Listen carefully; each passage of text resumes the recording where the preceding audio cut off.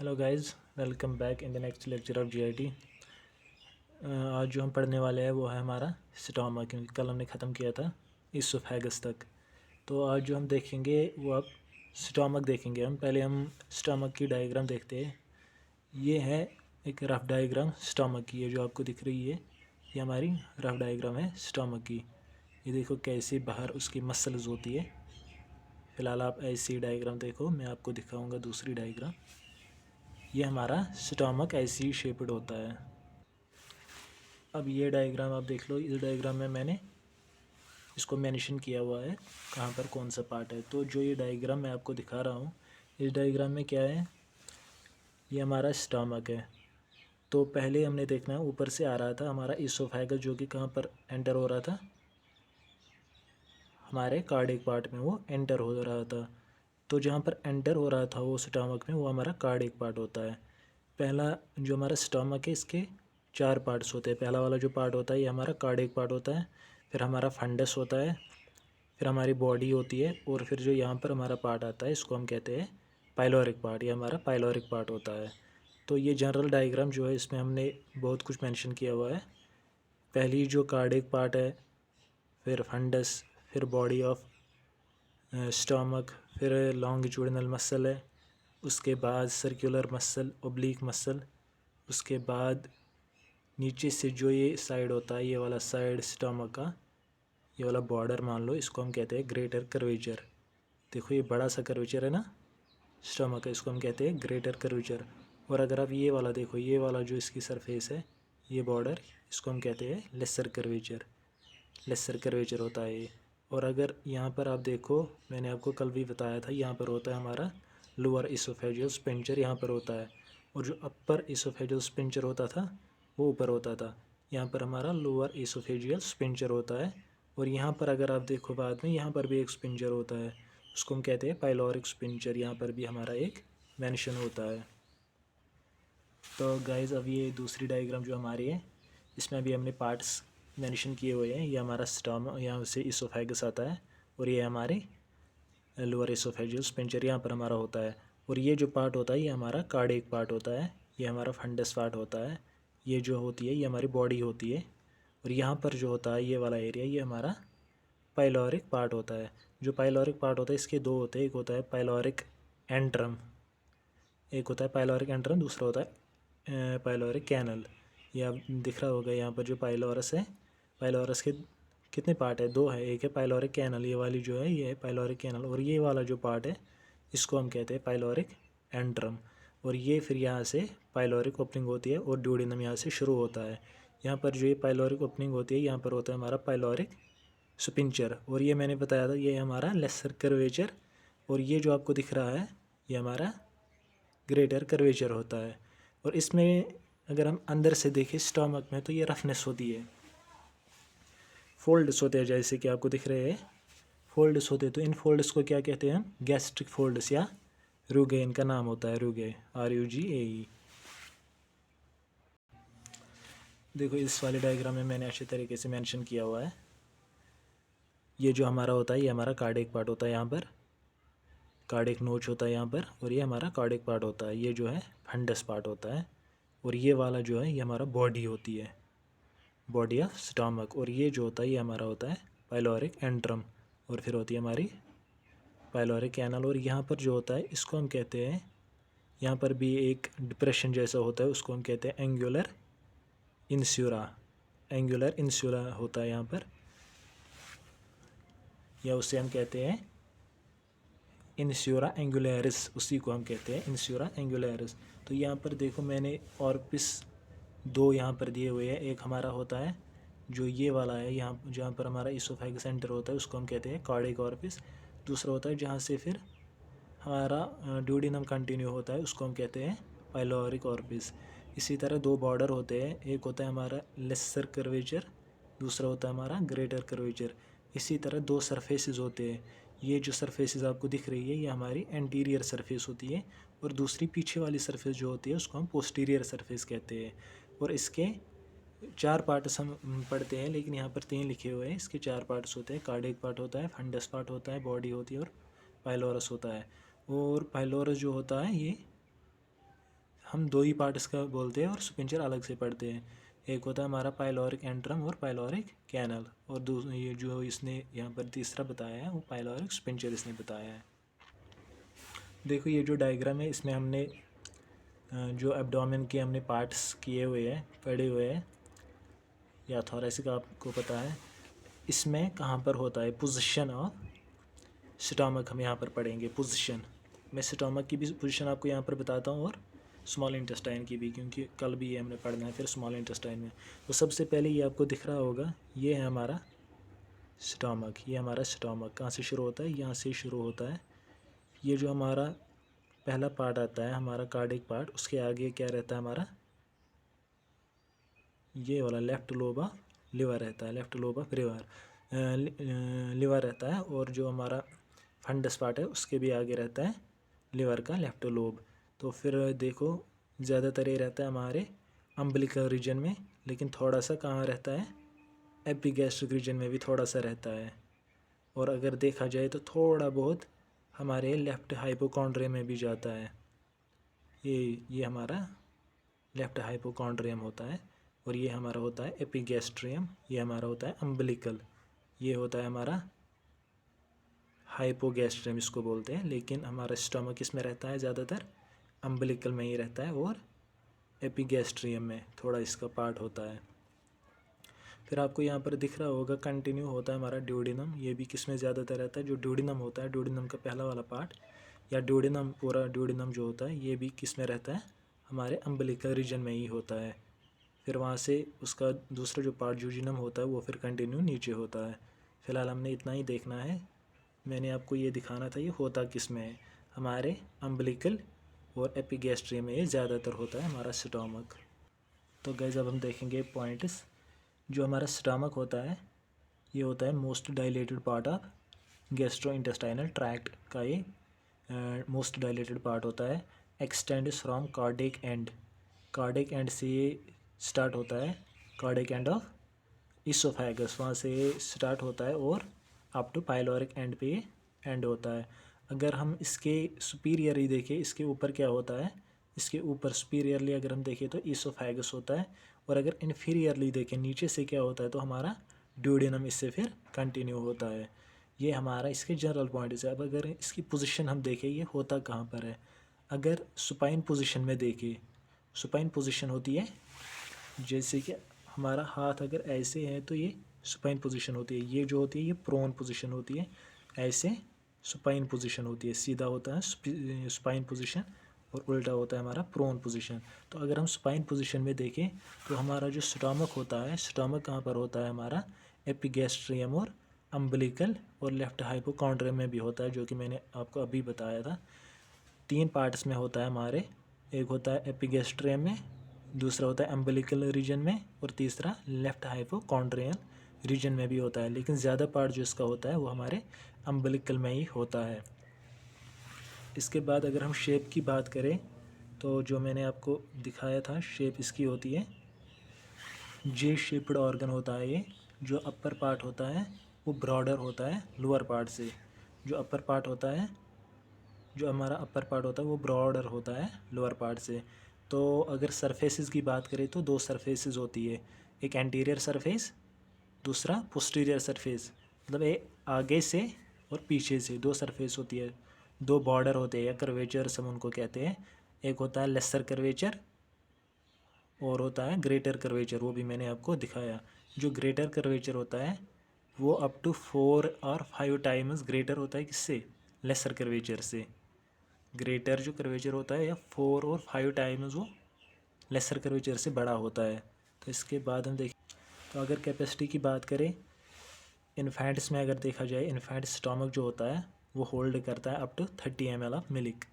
30 ml होती है उसकी कैपेसिटी इन्फेंट्स की, और वो साइज़ होता है size of a lemon, lemon का साइज़ का होता है वो, जितना बड़ा लेमन होता है उतना बड़ा उनका स्टमक का साइज़ होता है, और 30 ml वो होल्ड कर लेता है। और अगर एडल्ट्स की बात कर ले तो वो फिर डिस्टेंसिबल होता है, मतलब वो बढ़ भी जाता है, छोटा भी रहता है बड़ा भी होता है, जितना उसमें फिर खाना डाले उतना वो बड़ा भी होता है।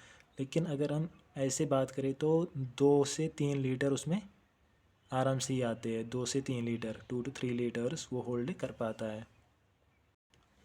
तो अगर पार्ट्स की बात की जाए, parts of stomach, stomach divided है इनटू 4 पार्ट्स। इसके 4 पार्ट्स होते हैं जो मैंने आपको बताया। कार्डियक पार्ट होता है, फंडस पार्ट होता है, बॉडी होता है, बॉडी को हम कहते हैं कॉर्पस भी, और पाइलोरिक रीजन होता है। 4 पार्ट्स होते हैं। 4 पार्ट्स में हमारा जो स्टमक होता है, हमारा स्टमक डिवाइड होता है 4 पार्ट्स में। पहला पार्ट जो होता है जहाँ से हमारा इसोफेगस सेंटर होता है वो होता है हमारा कार्डियक पार्ट, और दूसरा जो होता है फंडस पार्ट होती है। फंडस पार्ट में ज़्यादातर हमारे ईयर रहता है, ये ईयर फिलर रहता है हमारा फंडस पार्ट। और अगर बबल्स रहते हैं इसमें, ईयर बबल्स, अगर हम बॉडी की बात करें कॉर्पस, तो ये होता है मेन पार्ट ऑफ स्टमक, हमारा कॉर्पस होता है जिसको हम बॉडी कहते हैं। फिर पाइलोरिक रीजन जो होता है ये फिर एंड वाला पार्ट होता है हमारे स्टमक का, जो फिर कंटिन्यू करता है ड्यूडिनम के साथ, स्मॉल इंटेस्टाइन के साथ। तो इसके बाद अगर हम देखें तो पहला वाला जो हम देखेंगे वो हम कार्डियक पार्ट ही देखेंगे। तो सबसे पहले हम कार्डियक पार्ट देखेंगे। जो हमारा कार्डियक पार्ट होता है ये कहाँ पर होता है, लाइज अराउंड कार्डियक ऑर्पिस। जो कार्डियक ऑर्पिस होता है जहाँ से हमारा इसोफेगस सेंटर होता है, उसके आसपास जो जगह होती है वो हमारी कार्डियक पार्ट ही होता है। ऑर्पिस के इर्द गिर्द जो वहाँ पर स्पेस होती है वो हमारा कार्डियक पार्ट का ही होता है। Which receives abdominal part of oesophagus. जो एब्डोमिनल पार्ट ऑफ इसोफेगस होता है वो यहाँ पर एंटर होता है। इसके बाद हम देखेंगे फंडस। फंडस क्या होता है, हमारा डायलेटेड पोर्शन होता है। फंडस हमारा डायलेटेड पोर्शन होता है left and superior to the cardiac orifice. Left and superior की अगर हम बात करें कार्डियक ऑर्पिस की, उसका लेफ्ट वाला एरिया और उसके ऊपर वाला एरिया जो होता है वो डोम शेप्ड ऊपर वाला एरिया जो होता है वो हमारा फंडस होता है। तो ये मोस्ट सुपीरियर होता है, मोस्ट सुपीरियर पार्ट यही होता है हमारा fundus part, related to the left dome of duodenum. इसके ऊपर से ड्यूडिनम जो डायफ्राम होता है, लेफ्ट डोम ऑफ डायफ्राम जो होता है उसके साथ ही कंटैक्ट में होता है। Usually contains bubbles of gas which can be seen in X-ray. अगर एक्सरे आपने कभी देखा होगा, जो हमारे एब्डोमिनल एक्सरे होते हैं उसमें अगर आपने देखा होगा स्टमक का, तो जो ऊपर वाला फंडस वाला पार्ट उसमें रहता है वो थोड़ा खाली सा दिखता है। क्यों? लाइट कलर्ड वो दिखता है। वो क्यों दिखता है वैसा? क्योंकि उसमें बबल्स ऑफ गैस होते हैं। इसके बाद हम देखेंगे अब बॉडी, या जिसे हम कॉर्पस कहते हैं। कॉर्पस क्या होता है? ये बॉडी होती है, मेजर पोर्शन यही होता है स्टमक का। It is major portion of stomach, यही मेजर पोर्शन होता है हमारे स्टमक का। Between fundus and pyloric antrum, जो फंडस और पाइलोरिक एंट्रम के बीच में जो स्पेस होती है स्टमक की, वो सब हम किस में लेते हैं? बॉडी में लेते हैं। वो बॉडी होती है या कॉर्पस उसे हम कहते हैं। इसके बाद हमारा चौथा जो पार्ट होता है वो होता है हमारा pyloric region. It has 2 parts. Pyloric region के 2 पार्ट्स होते हैं, एक होता है पाइलोरिक एंट्रम, दूसरा होता है पाइलोरिक कैनल, और जो तीसरा होता है उसको हम कहते हैं पाइलोरिक स्पिंचर। वो अलग से हम पढ़ेंगे फिर। जो junction between body and antrum का जो जंक्शन होता है बीच में, वो मार्कड होता है बाय एंगुलर नोच।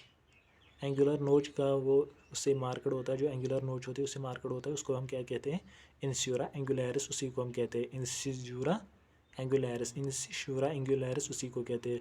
जो एंट्रम होता है, antrum is continued as narrow canal. Antrum continue होता है नैरो कैनल के साथ, जिसको हम कहते हैं pyloric canal, which opens into duodenum. ये ओपन होती है, और जो ये कैनल होती है, ये ओपनिंग होती है, ये गार्डेड होती है बाय पाइलोरिक स्पिंचर। जो पाइलोरिक स्पिंचर होता है उससे ये गार्डेड होती है, उससे कवर होती है। तो गाइज अब हम देखने वाले हैं कर्वेचर, जो इसके बॉर्डर्स होते हैं या कर्वेचर्स होते हैं वो देखेंगे। स्टमक के 2 कर्वेचर्स होते हैं, एक होता है हमारा लेसर कर्वेचर, दूसरा होता है हमारा ग्रेटर कर्वेचर। अगर लेसर कर्वेचर की बात की जाए तो लेसर कर्वेचर क्या होता है? ये it gives attachment to the double fold of peritoneum. ये जो डबल फोल्ड ऑफ पेरिटोनियम होते हैं जिसे हम लेसर ओमेंटम कहते हैं, ये उसको अटैच करता है किसके साथ? हमारे स्टमक के साथ। लेसर कर्वेचर ऑफ स्टमक के साथ वो अटैच होता है। क्या? हमारा डबल जो फोल्ड होता है पेरिटोनियम का, जिसे हम कहते हैं लेसर ओमेंटम, विच स्ट्रेचेस टुवर्ड्स लिवर। ये लिवर और स्टमक के दरमियान होता है। ये जो लेसर ओमेंटम होता है स्टमक और लिवर को आपस में कंटैक्ट में रखता है। इसके बाद ग्रेटर कर्वेचर की बात अगर की जाए तो ग्रेटर कर्वेचर का काम क्या होता है? ग्रेटर कर्वेचर का जो काम जो हमारा ग्रेटर कर्वेचर होता है, it gives attachment to gastrophrenic ligament. It gives attachment to gastrophrenic ligament जो होता है, या जो हमारा गैस्ट्रोस्प्लेनिक लिगामेंट होता है, या हमारा ग्रेटर ओमेंटम होता है, इन तीनों को ये अटैच करता है। जो ग्रेटर कर्वेचर होता है इसके साथ ये तीन स्ट्रक्चर अटैच होते हैं। अगर पहले देखें, फंडस के साथ होता है हमारा गैस्ट्रोफेनेरिक लिगामेंट होता है हमारे फंडस के साथ। जो गैस्ट्रोस्प्लेनिक लिगामेंट होता है ये ऑलमोस्ट बॉडी के साथ होता है, और जो ग्रेटर ओमेंटम होता है ये भी स्टोमक के साथ अटैच होता है। पहले ऊपर से अगर देखें फंडस के साथ कौन सा होता है, तो गैस्ट्रोफेनेरिक वाला होता है। उसके बाद अगर देखा जाए हमारे बॉडी के साथ होता है गैस्ट्रोस्प्लेनिक लिगामेंट, और जो ग्रेटर ओमेंटम होता है ये भी स्टोमक के साथ अटैच होता है। इसके बाद अगर बात की जाए तो between two layers of lesser omentum, जो दो लेयर्स लेसर ओमेंटम की होती है, दो लेयर्स होती है, डबल लेयर्ड होता है वो, मैंने आपको बताया। अगर उसकी बात की जाए लेसर ओमेंटम की, डबल लेयर्ड की, तो उनके दरमियान, उनके बीच में बन जाता है हमारा एनास्टोमोसिस। किसका? Left gastric and right gastric vessel का। मतलब ये दो वेसल्स जो है ये आपस में मिल जाती है, उसी को हम एनास्टोमोस कहते हैं। मिल जाती है गैस्ट्रिक, लेफ्ट गैस्ट्रिक और राइट गैस्ट्रिक वेसल्स आपस में मिल जाती है और एनास्टोमोस बनाती है। कहाँ पर? Between the two layers of lesser omentum. तो उसी तरह अगर ग्रेटर ओमेंटम की बात की जाए, उसकी भी दो लेयर्स होती है। उन दोनों के दरमियान भी अगर देखा जाए तो between the two layers of lesser omentum, वहाँ पर क्या था, हमारा एनास्टोमोस करता था हमारा लेफ्ट और राइट गैस्ट्रिक वेसल। तो उसी तरह अगर ग्रेटर ओमेंटम की बात की जाए, ग्रेटर ओमेंटम जो होता है उनके दरमियान भी क्या बनता है हमारा, राइट और लेफ्ट जो गैस्ट्रिक एपिप्लोइक वेसल्स वहाँ पर भी होती है। बनता कुछ नहीं है वहाँ पर, वो भी होती है, वेसल्स होती है। कौन कौन सी? गैस्ट्रो एपिप्लोइक वेसल्स होती है। कहाँ पर? हमारे ग्रेटर जो ओमेंटम होता है उसके दो लेयर्स के दरमियान होती है, राइट और लेफ्ट गैस्ट्रो एपिप्लोइक वेसल्स होती है। इसके बाद अगर हम रिलेशन की बात करें तो जो एंटीरियरली अगर हम देखें, इसके आगे से क्या होता है, मैंने बताया था इसके दो सरफेसेस होती है, एक एंटीरियर सरफेस होती है, दूसरी पोस्टीरियर सरफेस होती है। अब अगर हम देखें आगे से क्या होता है स्टोमक को, तो इसके आगे से होता है, पहले अगर देखा जाए तो लेफ्ट लोब ऑफ लिवर होता है, लेफ्ट लोब ऑफ लिवर। दूसरा डायफ्राम होता है इसके आगे से। तीसरा अगर देखा जाए तो एंटीरियर जो एब्डोमिनल वाल होता है वो भी होता है आगे से। पहला लेफ्ट लोब ऑफ लिवर, फिर डायफ्राम, फिर एंटीरियर एब्डोमिनल वाल भी होता है। अब अगर पोस्टीरियरली देखें, पोस्टीरियर पीछे से क्या होता है स्टमक को, तो पीछे से जो कुछ भी होता है उस सब को हम कहते हैं स्टमक बेड, उसको हम कहते हैं स्टमक बेड। तो उसमें क्या क्या होता है, स्टमक बेड में क्या क्या होता है, उसमें पहले होता है हमारा एंटीरियर जो सरफेस होती है, एंटीरियर सरफेस ऑफ पेनक्रियाज उसमें आती है। दूसरा हमारा ट्रांसवर्स मीजोकोलन और कोलन भी आता है उसमें। तीसरा हमारा anterior surface of upper part of left kidney भी उसमें आती है। चौथा जो पार्ट आता है हमारा लेफ्ट सुप्रारेनल आता है, डायफ्राम आता है, और सुप्लिनिक जो आर्टरी होती है वो भी आती है उसमें। गैस्ट्रिक सरफेस आती है किसकी, गैस्ट्रिक सरफेस ऑफ सुप्लीन की भी आती है। तो ये जो स्ट्रक्चर्स होते हैं ये हमारे बनाते हैं हमारा स्टमक बेड होता है हमारा पोस्टीरियरली। जो भी डायग्राम, जो भी स्ट्रक्चर पोस्टीरियरली हमारे स्टमक के हैं उसको हम स्टमक बेड कहते हैं। उसमें क्या क्या होता है, एंटीरियर सरफेस ऑफ पेनक्रियाज होता है, ट्रांसवर्स मीजोकोलन होता है और ट्रांसवर्स कोलन भी होता है। Anterior surface of upper part of left kidney भी होता है। जो लेफ्ट सुप्रारेनल होता है ये ग्लैंड होता है वो भी होता है। डायफ्राम होता है, सुप्लिनिक आर्टरी होती है और गैस्ट्रिक सरफेस ऑफ सुप्लिन भी होती है। ये सब पीछे होते हैं, बनाते हैं हमारा स्टमक बेड बनाते हैं ये सब। इसके बाद अगर हम ब्लड सप्लाई की बात करें स्टमक की, तो जो आर्टरियल सप्लाई होती है, stomach has rich blood supply from branches of सिलिक आर्टरी। सिलिक आर्टरी से जो सिलिक ट्रंक होता है वहाँ से इसके ब्रांचेज आते हैं जो कि हमारे आर्टरियल सप्लाई देते हैं।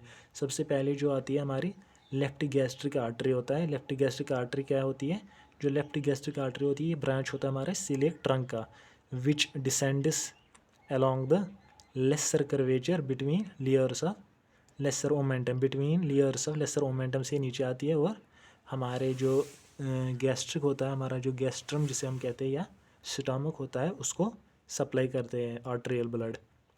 तो ये जो लेफ्ट गैस्ट्रिक आर्टरी होती है ब्रांच होती है सीलिएक ट्रंक की। इसी तरह दूसरी जो आर्टरी है राइट गैस्ट्रिक आर्टरी, वो थी लेफ्ट, ये है राइट गैस्ट्रिक आर्टरी, ये भी ब्रांच होती है किसकी, हेपेटिक आर्टरी की। हेपेटिक आर्टरी की ये ब्रांच होती है and runs along lesser curvature, it anastomoses with left gastric artery. Left जो गैस्ट्रिक आर्टरी होती है उसके साथ एनास्टोमोस बनाती है और सप्लाई करती है right half of stomach, right half of stomach को ये सप्लाई करती है। उसके बाद अगर हम तीसरा देखें, लेफ्ट गैस्ट्रो एपिप्लॉइक आर्टरी जो होती है, लेफ्ट गैस्ट्रो एपिप्लॉइक आर्टरी जो होती है वो भी ब्रांच होती है किसी सुप्लेनिक आर्टरी की। ये सुप्लेनिक आर्टरी की ब्रांच होती है। It descends along greater curvature, ये जो हमारा ग्रेटर कर्वेचर होता है उसके पास में ये डिसेंड नीचे आती है और between the layers of greater curvature में ये होती है। तो इसके बाद अगर हम बात करें तो राइट गैस्ट्रो एपिप्लॉइक आर्टरी होती है। जो राइट गैस्ट्रो एपिप्लॉइक आर्टरी होती है वो ब्रांच होती है गैस्ट्रोड्यूडिनल आर्टरी की। जो गैस्ट्रोड्यूडिनल आर्टरी होती है उसकी ब्रांच होती है which goes along greater curvature between two layers of greater omentum and anastomosis with left gastro epiploic artery के साथ ही एनास्टोमोस बनाती है और सप्लाई करती है हमारे स्टमक को। तो ये जो चार आर्टरीज़ हैं, पहली जो मैंने बताई लेफ्ट गैस्ट्रिक आर्टरी, दूसरी राइट गैस्ट्रिक आर्टरी, तीसरी लेफ्ट गैस्ट्रो एपिप्लॉइक आर्टरी और चौथी जो है राइट गैस्ट्रो एपिप्लॉइक आर्टरी होती है। और भी कुछ ब्रांचेस होते हैं वो भी मैं आपको बताता हूँ। इसके बाद अगर हम बात करें तो शॉर्ट गैस्ट्रिक आर्टरीज़ होती है। शॉर्ट गैस्ट्रिक आर्टरीज़ क्या होती है, ये 5 to 6 से नंबर होती है, 5 से 6 तक के नंबर में होती है। एराइजेस फ्रॉम सुप्लिनिक आर्टरी से एराइज होती है और सप्लाई करती है हमारे फंडस एरिया को। ये जो हमारी शॉर्ट गैस्ट्रिक आर्टरी होती है 5 to 6 होती है नंबर में, एराइज होती है हमारी सुप्लेनिक आर्टरी से और सप्लाई करती है हमारे फंडस पार्ट को।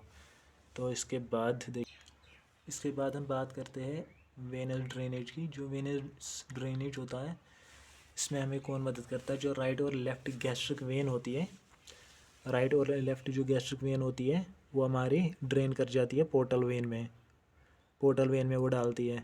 और जो हमारे short gastric and left gastro epiploic when होती है वो किस में ड्रेन कर जाती है, सुप्लेनिक वेन में। जो हमारी राइट और लेफ्ट गैस्ट्रिक वेन होती है वो डालती है पोर्टल वेन में। और जो शॉर्ट गैस्ट्रिक या लेफ्ट गैस्ट्रो एपिप्लॉइक वेन होती है वो ड्रेन कर जाती है सुप्लेनिक वेन में। इसी तरह राइट गैस्ट्रो एपिप्लॉइक वेन किस में डालती है, हमारी सुपीरियर मीजेंट्रिक वेन में। जो राइट गैस्ट्रो एपिप्लॉइक वेन होती है वो किस में डालती है, सुपीरियर मीजेंट्रिक वेन में। या इसके बाद देखिए जो प्रीपाइलोरिक वेन होती है उसे हम कहते हैं प्रीपाइलोरिक वेन ऑफ मायो। ये वेन होती है, नाम है उसका प्रीपाइलोरिक वेन ऑफ मायो। ये कनेक्ट करती है right gastric and right gastro epiploic when को। किन दोनों को कनेक्ट करती है, राइट गैस्ट्रिक और राइट गैस्ट्रो एपिप्लॉइक वेन को। And crosses the anterior surface of pylorus, और एंटीरियर जो सरफेस पाइलोरस की होती है उसके आगे से ये जाती है। So it forms an important landmark, ये लैंडमार्क बनाती है फॉर सर्जनस के लिए। जो सर्जन होते हैं उसको इससे आइडेंटिफाई होता है कि पाइलोरस कहाँ पर होता है, क्योंकि उसके आगे से क्या जाता है हमारा, उसके आगे से हमारा जाता है प्रीपाइलोरिक वेन ऑफ मायो जिसे हम कहते हैं। वो कहाँ से जाता है, हमारे पाइलोरस के आगे से जाता है, जो कि सर्जन के लिए आइडेंटिफिकेशन ऑफ पाइलोरस होता है। उनको पता चलता है यहाँ पर ये पार्ट जो है पाइलोरस है। तो अगर हम लिम्फेटिक ड्रेनेज की बात करें, लिम्फेटिक ड्रेनेज की बात करें तो stomach is divided into 4 zone. जो स्टमक होता है ये 4 जोन्स में डिवाइड होता है। जब हम लिम्फेटिक की बात करते हैं तो ये 4 जोन्स में डिवाइड होता है। जो ईच जोन होता है उसको अपना लिम्फ नोड होता है, हर जोन को अपना अपना लिम्फ नोड होता है। जैसे कि 4 जोन्स क्या क्या है, सुपीरियर गैस्ट्रिक नोड जो है ये एक जोन का है, ये लिम्फ नोड्स का नाम है जो ये अपने अपने जोन्स का होता है। सुपीरियर गैस्ट्रिक नोड है, या उसी तरह है हमारा सुप्लिनिक नोड है, या हेपेटिक नोड है, या सब पाइलोरिक नोड है। ये लिम्फ नोड्स का नाम है, superior gastric node, suprasplenic node, hepatic node और सब पाइलोरिक नोड। ये 4 नोड्स होते हैं। ये हमारे जो जोन्स होते हैं स्टोमक के on the basis of lymphatic drainage, उनको ये ड्रेन कर जाते हैं, ये उनको वहाँ से ये लिम्फ इनमें लेते हैं और उसके बाद फाइनली वो ये जो 4 लिफ नोड्स होते हैं ये किस में डालते हैं, सिलिक नोड में। जो हमारा सिलिक नोड होता है, मेन नोड होता है, उसमें फिर ये डालते हैं। ये जो लिफ नोड 4 लिफ नोड है ये फाइनली किस में डालते हैं, हमारे जो सिलिक नोड होता है उसमें ये ड्रेन कर जाते हैं। इसके बाद हम देखेंगे नर्व सप्लाई।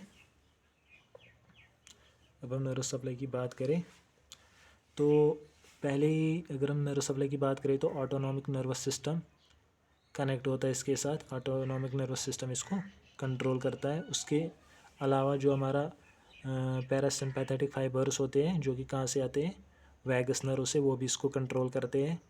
वैगस नर्व भी इसको कंट्रोल करती है बाय पैरासिम्पैथेटिक फाइबर्स। और उसी तरह अगर सिलिक प्लक्स की बात की जाए, सिलिक्स प्लस जो सिलिक प्लक्स होता है वहाँ से हमारे सिम्पैथेटिक फाइबर्स होते हैं, वो भी इसको कंट्रोल करते हैं।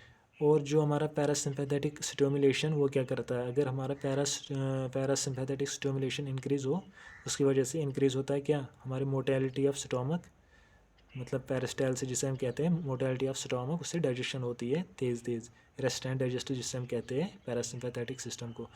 तो सिक्रीशन ऑफ गैस्ट्रिक जूसेस होती है ज़्यादा से ज़्यादा उसकी वजह से। तो अगर हम किसकी बात करें, सिम्पैथेटिक स्टिमुलेशन की बात करें तो ये अपोज होती है, जो ऊपर होता है उसके अपोजिस में नीचे होता है, मतलब वहाँ पर मोटेलिटी इंक्रीज़ होता है, यहाँ पर मोटेलिटी कम होती है। वहाँ पर secretion of gastric juices increase होती है, यहाँ पर कम होती है, तो फ़र्क इतना ही है।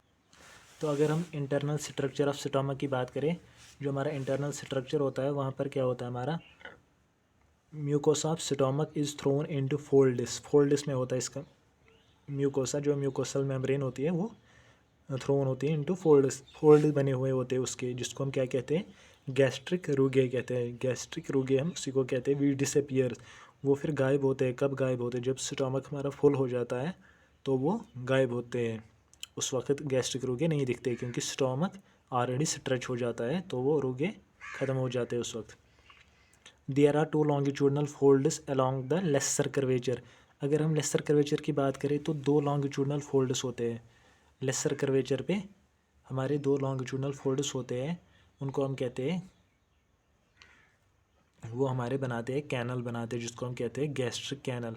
गैस्ट्रिक कैनल जो होते हैं, जब हम कोई मतलब लिक्विड स्वेलो कर जाते हैं, कोई लिक्विड पीते हैं तो हमें क्या लगता है, हमें ऐसे लगता है कि वो हमारे स्टमक में, मतलब कोई ठंडा चीज़ पी लो तो बराबर लगता है कि वो हमारे स्टमक में एक साइड को क्रॉस करके गया, क्योंकि ठंडा लगता है वहाँ से, जहाँ से वो जाता है उसको हम क्या कहते हैं, जो भी लिक्विड हो वो उसी साइड से जाता है, किस साइड से, जो हमारी गैस्ट्रिक कैनल होती है वहीं से नीचे जाता है। तो वहाँ पर क्या रहता है, हमारा जो अल्सर, रिस्क ऑफ अल्सर होती है वहाँ पर ज़्यादा होती है, हाई रिस्क ऑफ अल्सर होती है लेसर कर्वेचर में। इसके बाद अगर हम लेयर्स ऑफ स्टमक वाल की बात करें, स्टमक वाल में क्या क्या होता है, तो उसकी बात अगर हम करें तो मैं आपको दिखाऊंगा। 3 लेयर्स ऑफ स्मूथ मसल्स होती है, वो हम हिस्टोलॉजी में अलग से पढ़ेंगे, लेकिन यहाँ पर मैं थोड़ा आपको आइडिया दूंगा हिस्टोलॉजी का।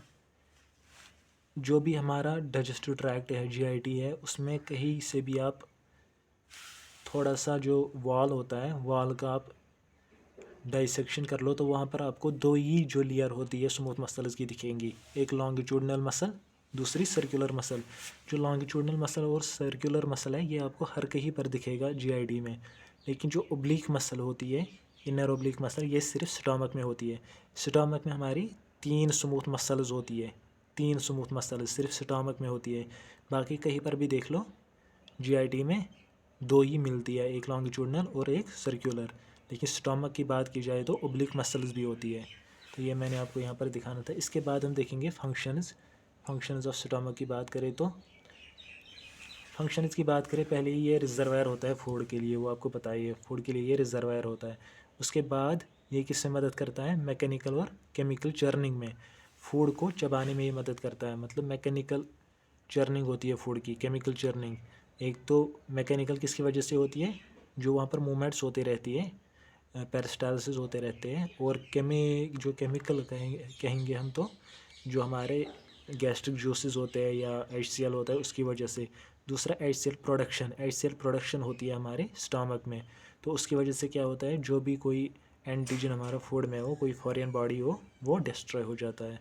उसके बाद secretion of intrinsic factor. Intrinsic factor secrete होते हैं हमारे गैस्ट्रिक ग्लैंड से। तो इंट्रेंसिक फैक्टर क्या होते हैं? इंट्रेंसिक फैक्टर हमारे विटामिन B12 को एब्जॉर्ब करने के लिए ज़रूरी होते हैं। विटामिन B12 को एब्जॉर्ब करने के लिए ज़रूरी हमारे इंट्रेंसिक फैक्टर्स होते हैं। उसके बाद अगर देखें एब्जॉर्प्शन ऑफ सम मटेरियल जैसे ड्रग्स, अल्कोहल्स, ये हमारे जो स्टमक में वहाँ पर भी थोड़ा डाइजेस्ट हो जाता है ड्रग्स और अल्कोहल्स। इसके बाद अगर सिक्रीशन ऑफ गैस्ट्रिक एंजाइम्स होती है, सिक्रीशन ऑफ गैस्ट्रिक एंजाइम्स भी होती है। तो गाइज़ ये था हमारा आज का टॉपिक। स्टमक हमने ऑलमोस्ट कंप्लीट किया। ब्लड सप्लाई हमने पढ़ी, इसकी नर्वस सप्लाई पढ़ी। तो अब हम जो आगे वाला टॉपिक देखेंगे वो हमारा होगा स्मॉल इंटेस्टाइन। तो तब तक के लिए स्टे ट्यून। और गाइज़ आपका सपोर्ट चाहिए, तभी आपका सपोर्ट हमारे लिए एनर्जी का काम करता है। देखो जब आप सपोर्ट करोगे तो मैं मोटिवेट होऊंगा, उसकी वजह से मैं मेहनत और करूँगा आप तक वीडियो पहुंचाने की। तो थैंक्स फॉर वॉचिंग।